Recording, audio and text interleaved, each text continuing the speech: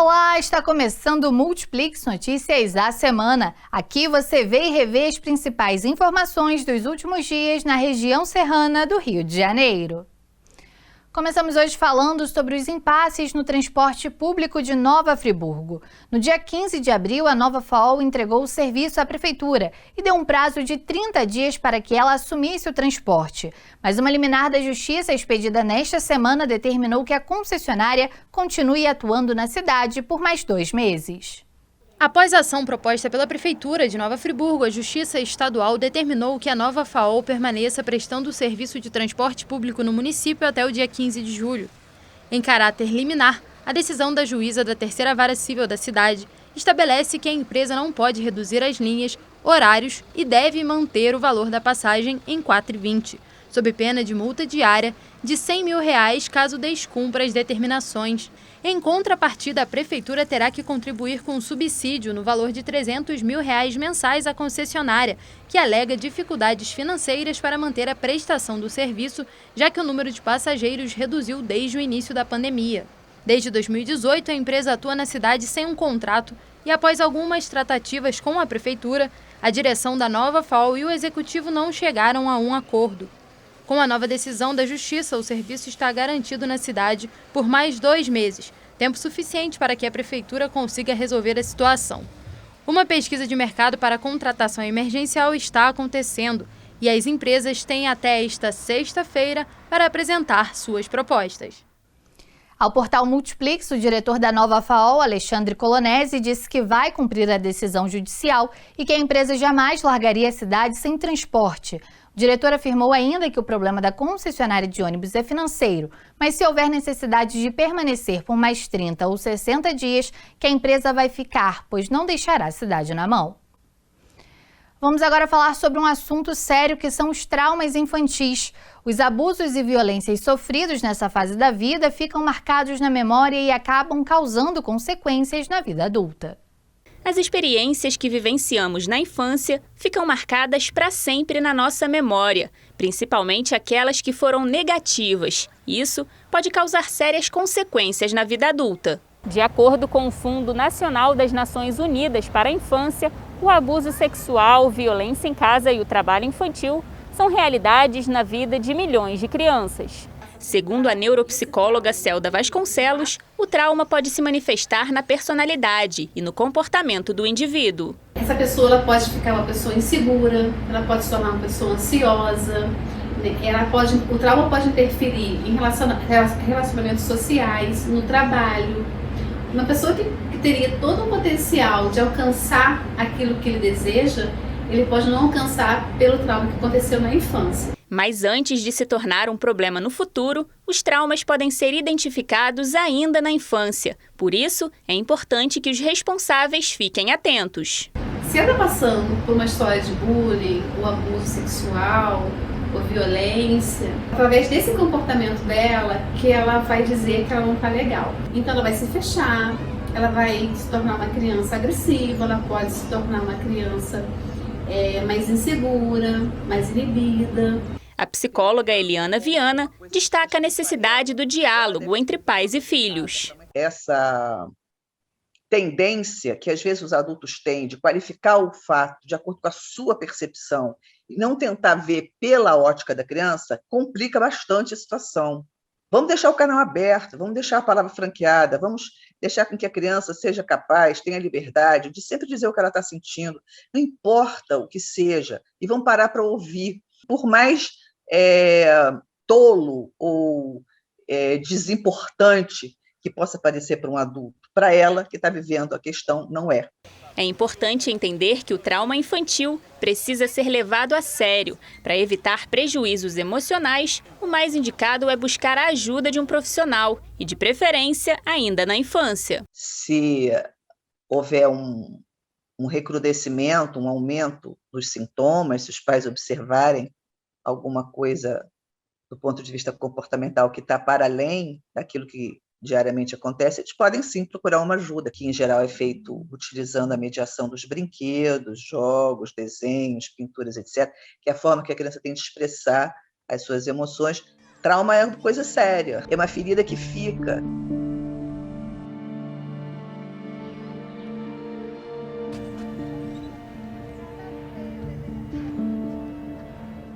É muito importante ficarmos atentos aos sinais de violência. Agora vamos mudar de assunto e falar sobre massoterapia.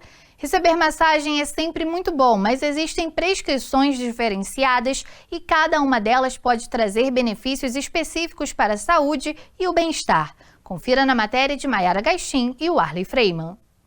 Receber uma massagem é tudo de bom. Além de relaxar o corpo, ela também é capaz de aliviar dores, diminuir tensões musculares e ainda descansar a mente. Hoje em dia, outros tipos também são muito procurados. Uma das queridinhas do momento é a modeladora. A massagem modeladora, ela serve para modelar, ativa a circulação. O pessoal sempre está procurando, porque todo mundo quer aquele corpinho violão, todo modelado, tudo certinho. Outro tipo de massagem que vem fazendo sucesso é a drenagem linfática. Esse método também é muito indicado para pós-operatórios. Porque ela ajuda com a cicatrização, ela ativa o sistema linfático e o sistema imunológico da pessoa.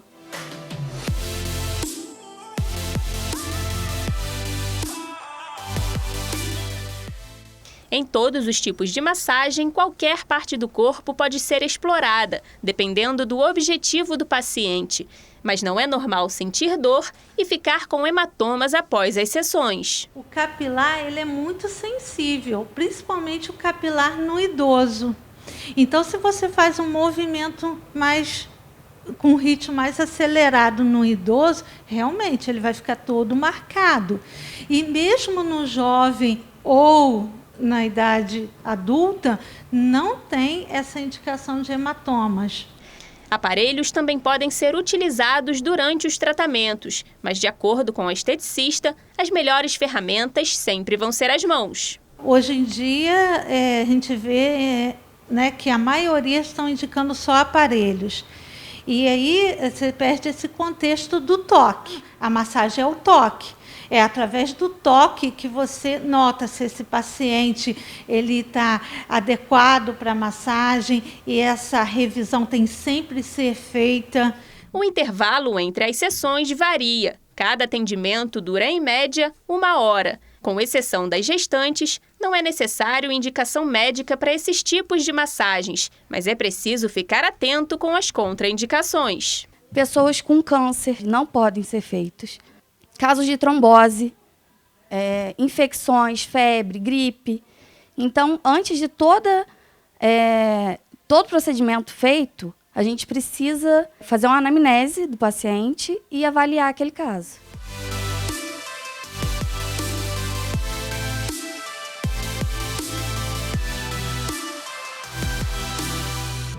A nadadora friburguense Jennifer Alves bateu recentemente mais um recorde brasileiro no nado peito. A atleta acabou não conseguindo vaga individual para Tóquio, mas sonha ainda em participar da competição no revezamento 4x100 medley. Quando o assunto é natação, em Nova Friburgo o nome logo é lembrado: Jennifer Alves. Sonhando com sua segunda Olimpíada, Jennifer retorna à piscina onde iniciou sua carreira. Na quarentena eu fiquei aqui durante 4 meses, né? Pude ter um pouco da minha rotina que eu tinha quando era mais nova aqui na cidade. Mesmo na pandemia, eu senti o gostinho, né? E sempre que eu tô aqui, eu tô sempre aqui na academia também, treinando de onde eu aprendi a nadar, né? E é sempre boas memórias. Ontem eu tava ajudando meu primo aí a nadar, então me deu aquele gostinho de quando eu também estava aprendendo a nadar. Entre as boas lembranças do período em Nova Friburgo, uma é especial. Foi quando eu ganhei minha primeira medalha, que foi na faixa de serrana, né? Que foi até em Juiz de Fora, numa competição que a gente foi, que eu ganhei minha primeira medalha nos 50 metros peito. Com o passar do tempo, Jennifer se tornou especialista no nado peito, decolou na carreira, chegou a São Paulo para representar o Clube Pinheiros e participou da sua primeira Olimpíada na Rio 2016. Dei um resultado muito expressivo no final, em dezembro de 2014. Então, ali que surgiu a possibilidade de ir para o Pan-Americano de Toronto em 2015, onde eu conquistei uma medalha de bronze, e depois logo a Olimpíada. E é o sonho de todo atleta, né? Por falar em Olimpíadas, a friburguense vive a expectativa de ir aos Jogos de Tóquio neste ano. Após bater o recorde brasileiro 2 vezes na seletiva olímpica, ela não conseguiu o índice nos 100 metros peito. A vontade de querer, né, eu quero muito, eu quero estar na Olimpíada com a minha vaga individual, acabou me dando um pouco de ansiedade ali e acabou, né, me surgindo dúvidas, acabei me auto-sabotando, né, na final. Mas ela ainda aguarda para saber se irá integrar o revezamento 4x100 medley no Japão. O sonho ainda está vivo de eu estar na Olimpíada, a gente ainda está na esperança para esse revezamento, se Deus quiser vai dar tudo certo. A certeza é que Jennifer pode contar com a torcida de todos os friburguenses para buscar uma medalha olímpica.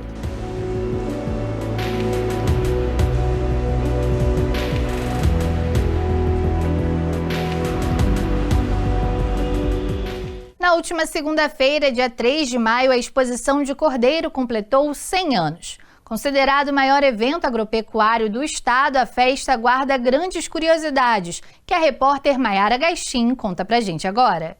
A exposição de Cordeiro completa 100 anos, mas pouca gente conhece a história do evento que se tornou uma referência. A criação do parque surgiu quando o então presidente e governador Dr. Raul Veiga se propôs a desenvolver postos de monta na região norte do estado do Rio. E com isso o deputado distrital da época, José Teixeira Portugal, que era aqui de Trajano de Moraes, apresentou uma emenda parlamentar para a construção dessa estrutura de parque de exposições e foi aprovado. A primeira edição aconteceu no dia 3 de maio de 1921. A festa, que hoje é muito conhecida pelas atrações musicais, na época tinha um outro foco, a agropecuária. Como a intenção era para a construção assim, do posto de monta, então foi naquela de prestigiar, vamos dizer, as raças de animais que existiam aqui na região à época e, no caso, tentar a melhora genética desses animais. Naquela época, essa parte da agropecuária era forte. No total, foram 79 edições e algumas já chegaram a ter mais de 1.000 animais inscritos. Nos anos 40, até o presidente Getúlio Vargas compareceu ao evento. De lá para cá, muita coisa mudou e a ideia principal que originou a festa acabou perdendo força. A atração sempre foi a parte técnica.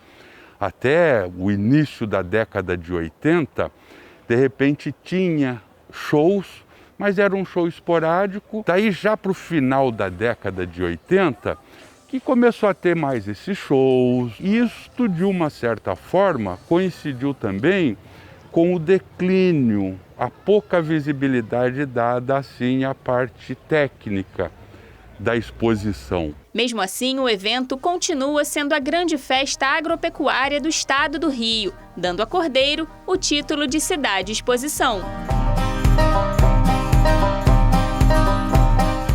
Um fato curioso é que a primeira edição deveria ter acontecido em 1920, mas precisou ser adiada 3 vezes.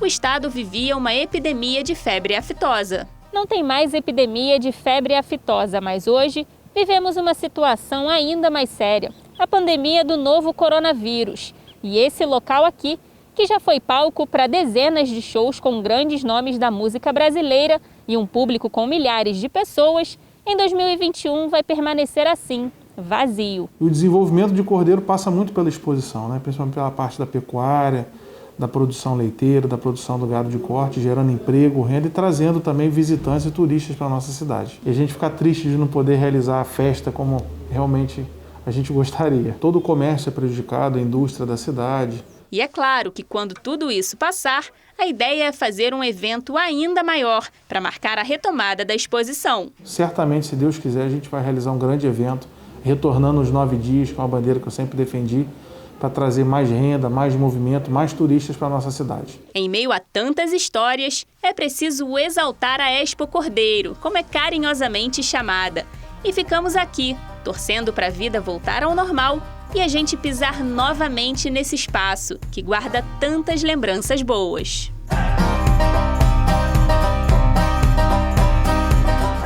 E neste domingo é comemorado o Dia das Mães. Para celebrar a data, fomos conferir as histórias de transformação na vida de 2 mulheres e dos seus filhos. Confira. Como definir o que não tem definição? Ser mãe não é uma profissão, uma função social, uma tarefa. Ser mãe é sentimento e um chamado do coração. Já se foi a época em que mães eram definidas como mulheres que geravam por 9 meses e amamentavam uma criança.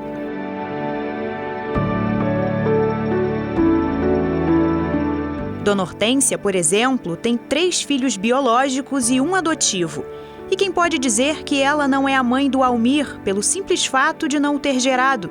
O Juninho, como é mais conhecido, chegou na vida da Dona Hortência por obra do destino, mas se tornou filho por obra do coração. A mãe dele ficou doente do pulmão e não tinha ninguém para tomar conta dele. Ele era filho do meu primo. Aí ia ficar uma semana comigo, uma semana com a minha mãe, uma semana com a minha irmã. Aí ele ficou uma semana lá. Quando ele ia embora, o meu filho mais velho falou para mim: mãe, não deixa ele ir, não, deixa ele aqui. Então ele ficou na minha casa com 2 meses. Ele tinha 2 meses de idade. Um acidente na linha amarela, no Rio de Janeiro, mudou a vida dessa família. Aos 29 anos, Juninho ficou dependente de uma cadeira de rodas e Dona Hortência passou a doar ainda mais a própria vida por outra. Eu me dedicava mais a ele, eu não queria sair por causa dele, sabe? Eu achava que era uma covardia eu sair para uma festa e ele não poder ir. Aí eu não ia, sabe? Aí ficou 8 meses quase em coma. Foi um sofrimento para ele e para mim.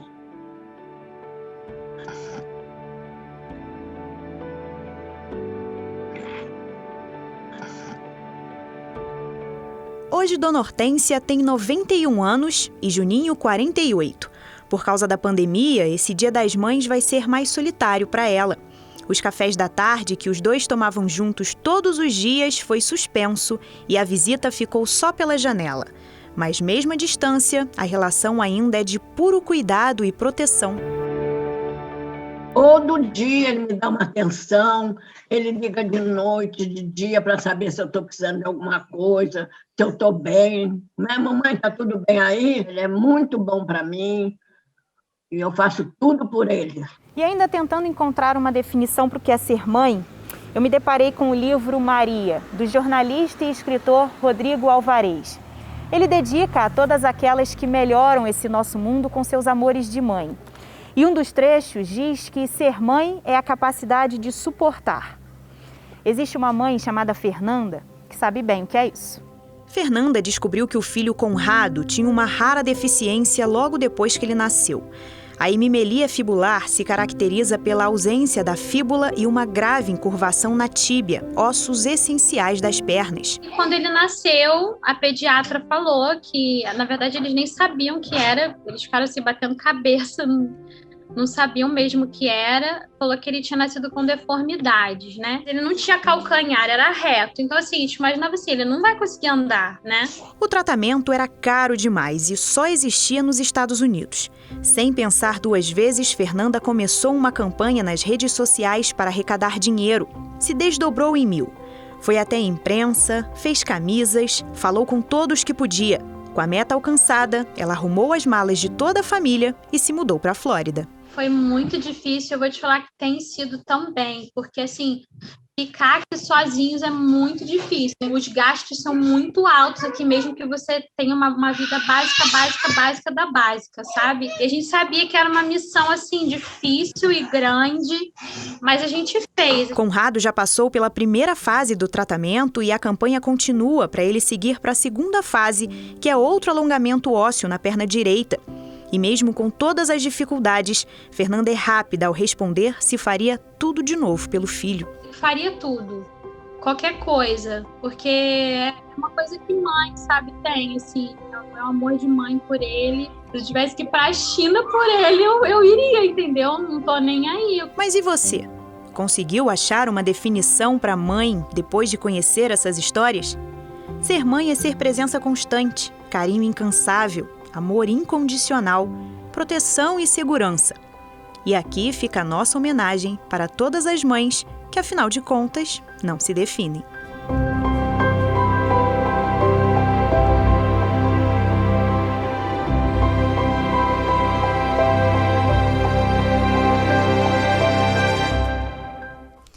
Linda matéria e lindas essas histórias, né? Para todas as mães, o portal Multiplix deseja um feliz dia. E assim a gente termina o Multiplix Notícias a semana de hoje. Mais informações sobre a região serrana você encontra no portal multiplix.com. Até o nosso próximo encontro.